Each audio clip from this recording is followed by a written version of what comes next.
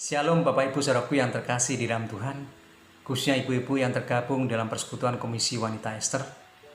Malam hari ini kita akan bersama-sama merenungkan firman Tuhan dengan tema perempuan dan peranannya.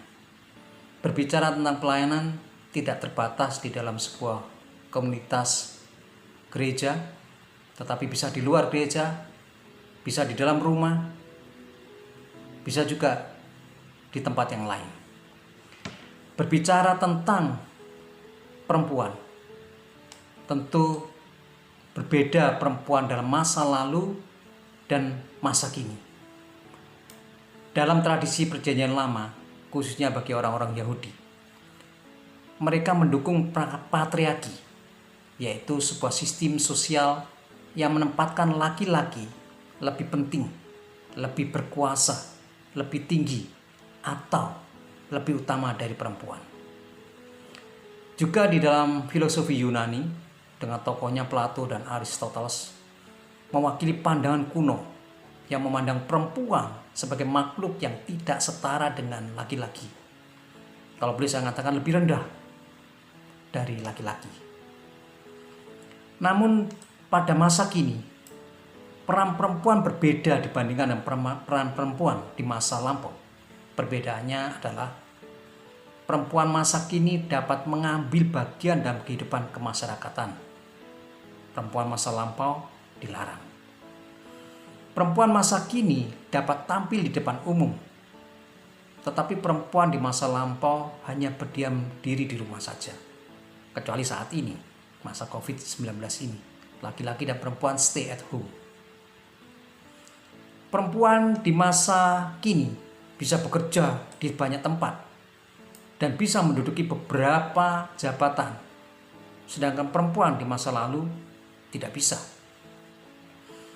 Perempuan masa kini dalam bidang keagamaan berhak untuk bersaksi, bahkan bisa menjadi pendeta, tentu sekolah teologi terlebih dahulu. Dalam masa lalu perempuan dilarang bersaksi. Kelahiran seorang bayi perempuan masa kini disambut dengan penuh sukacita. Dalam masa lalu, bayi laki-laki lebih membanggakan. Itulah perbedaan peran perempuan di masa lampau dan masa kini, dan juga kedudukannya dengan laki-laki. Namun, di mata Tuhan, perempuan setara dengan laki-laki. Baik laki-laki maupun perempuan dikatakan segambar dan serupa dengan Allah. Perempuan dan laki-laki sangat mulia di mata Allah. Mereka memiliki keunikan dan fungsi mereka masing-masing. Jadi peran perempuan yang segambar dan serupa dengan Allah itu amat dibutuhkan. Kalau tidak berlebihan saya katakan peran perempuan itu amat sangat dibutuhkan dan sangat penting.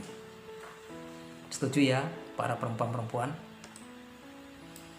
Baik, bagaimana Alkitab mengajarkan peran kepada para perempuan ini? Sebelum kita membaca dan merenungkan firman Tuhan ini, kita masuk di dalam doa. Bapa di dalam kerajaan surga, pada malam hari ini Tuhan, kembali kami ucap syukur pada Tuhan, karena Tuhan sungguh peduli dan mengasihi para perempuan, sehingga kami boleh bersama-sama membaca dan merenungkan firman Tuhan. Biarlah kebenaran firman Tuhan ini boleh menyapa kami, memberikan kekuatan dalam hidup kami. Bahwa kami perempuan-perempuan diciptakan oleh Allah segambar dan serupa dengan Allah sendiri. Dan sangat mulia. Kami memiliki peranan yang sangat penting dan mulia di mata Tuhan. Biarlah kebenaran firman Tuhan ini boleh menyapa kami, memberikan kekuatan kepada kami. Secara khusus para perempuan. Terpuji dalam surga Tuhan, di dalam nama Tuhan Yesus kami ucap syukur dan berdoa. Ibu-ibu yang terkasih di dalam Tuhan, kita akan bersama-sama membaca firman Tuhan yang terdapat di dalam Lukas pasal 8 ayat 1 sampai dengan ayat yang ketiga. LAI memberikan sebuah judul perempuan-perempuan yang melayani Yesus. Saya akan bacakan Lukas pasal 8 ayat yang pertama sampai dengan 3. Tidak lama sesudah itu, Yesus berjalan berkeliling dari kota ke kota dan dari desa ke desa, memberitakan Injil Kerajaan Allah. Ke-12 muridnya bersama-sama dengan dia. Dan juga beberapa orang perempuan yang telah disembuhkan dari roh-roh jahat atau berbagai penyakit, yaitu Maria yang disebut Magdalena, yang telah dibebaskan dari 7 roh jahat, Yohana istri Kusa, bendahara Herodes, Susana, dan banyak perempuan lain. Perempuan-perempuan ini melayani rombongan itu dengan kekayaan mereka. Dalam teks ini menceritakan Tuhan Yesus berkeliling dari kota ke kota, dari desa ke desa. Tentu membutuhkan waktu yang lama dan tentu melelahkan. Untuk apa? Untuk memberitakan Injil Kerajaan Allah. Bukan untuk refreshing, tetapi untuk memberitakan kabar baik. Dalam pelayanan ini ke-12 murid bersama-sama Tuhan Yesus. Yang menarik adalah ada banyak perempuan yang ikut dalam pelayanan Tuhan Yesus ini. Mereka juga memiliki peran penting dalam pelayanan Tuhan ini. Dalam teks ini disebutkan hanya 3 nama, yaitu Maria yang disebut Magdalena, Yohana, Susana, dan banyak perempuan lainnya yang tidak disebutkan namanya. Sedangkan di dalam Perjanjian Lama juga ada perempuan-perempuan yang memiliki peran yang sangat penting. Antara lain Miriam. Miriam adalah kakak wanita dari Musa. Miriam memainkan peran yang sangat penting kesuksesan Musa karena andil Miriam yang sangat besar. Deborah sebagai hakim. Padahal budaya pada waktu itu mengutamakan pria untuk memegang peranan. Tetapi Tuhan memakai seorang perempuan yang bernama Deborah untuk menjadi seorang hakim dan nabiah. Esther yang menjadi ratu. Peranan Esther sangat penting sekali hingga satu bangsa terselamatkan. Kalau Esther tidak bertindak, kemungkinan besar keadaan bangsa Israel pada saat itu sangat-sangat terancam, bahkan bisa punah. Dalam teks PB yang sudah kita baca tadi, para perempuan itu memiliki peran yang sangat penting. Mereka itu berasal dari berbagai lapisan sosial, yaitu Maria Magdalena, perempuan yang pernah terbuang dari masyarakat karena pernah dirasuki setan. Kemudian ada Yohana, memiliki status yang tinggi sebagai istri dari bendahara Herodes. Juga ada Susana dan banyak lagi yang lainnya yang tidak disebutkan namanya. Perempuan-perempuan ini telah mengalami kasih dan keselamatan dari Tuhan. Keselamatan yang Tuhan telah anugerahkan kepada perempuan ini telah menghasilkan suatu perubahan luar biasa dalam hidupnya. Dan menumbuhkan keyakinan iman yang luar biasa dalam dirinya. Keyakinan akan keselamatan yang mereka alami membawa diri mereka terlibat dalam pelayanan Yesus dengan sungguh-sungguh. Tuhan Yesus ingin menunjukkan bahwa perempuan-perempuan itu dapat mewujudkan kasihnya itu secara nyata. Bukan hanya angan-angan saja, tetapi diwujudkan secara nyata dalam kehidupan dan pelayanannya.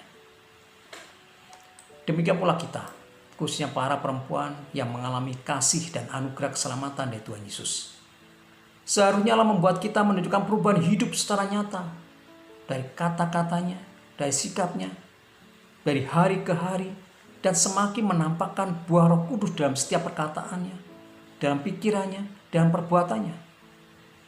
Buah Roh Kudus antara lain penuh kasih di dalam dirinya, penuh sukacita, tidak suka menggerutu terus-menerus, damai sejahtera, ada ketentraman dalam hatinya, memiliki kesabaran di tengah keluarga kepada anak-anaknya, kepada suaminya, memiliki hati penuh kemurahan, memiliki kebaikan, memiliki kesetiaan, memiliki kelemah lembutan dan penguasaan diri. Serta mewujudkan anugerah keselamatan itu dengan terlibat dalam mendukung pelayanan gereja Tuhan.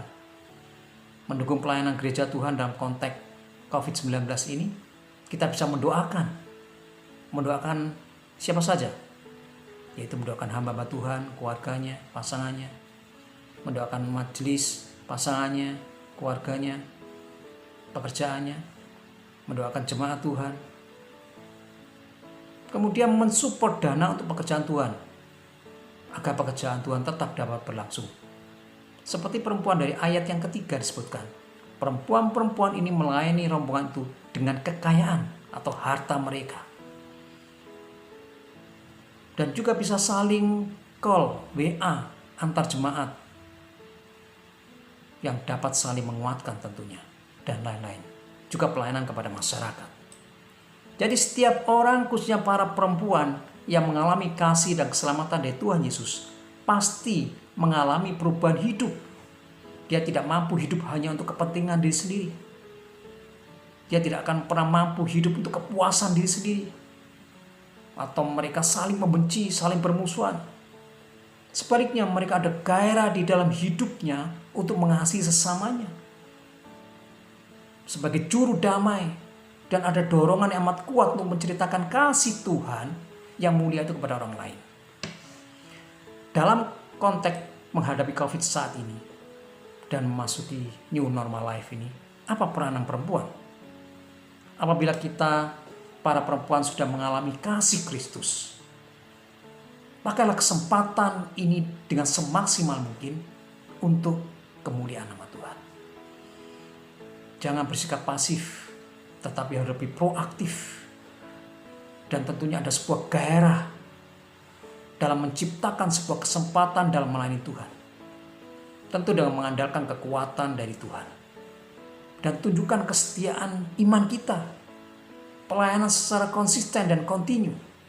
Sehingga orang lain dapat melihat bahwa inilah perempuan-perempuan yang telah mengalami kasih Kristus. Kita tahu bahwa para perempuan memiliki peranan ganda sekaligus. Berperan sebagai ibu, berperan sebagai seorang istri, berperan sebagai pribadi perempuan. Mulai dari keluarga saat berada di rumah, sebagai seorang ibu, sebagai seorang istri, belum lagi bekerja, belum lagi berelasi dengan sahabat dan masyarakat. Tentu memiliki peran bukan hanya ganda, mungkin lebih dari itu. Perempuan juga bisa membantu banyak hal. Di antaranya menghentikan berita-berita hoax. Artinya hoax bukan hanya kebohongan. Artinya hoax adalah kebohongan yang dibuat dengan tujuan jahat. Mari para perempuan berperan untuk menghentikan hoax ini.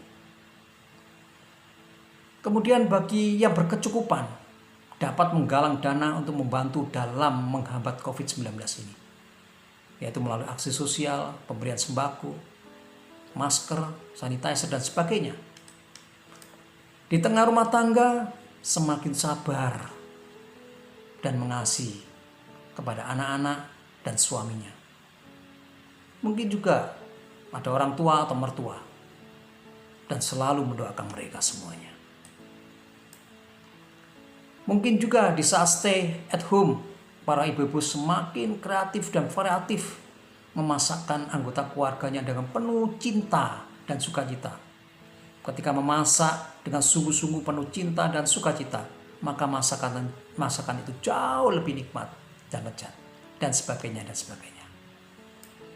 Kalau saya sebutkan, maka akan lebih banyak lagi peran para perempuan.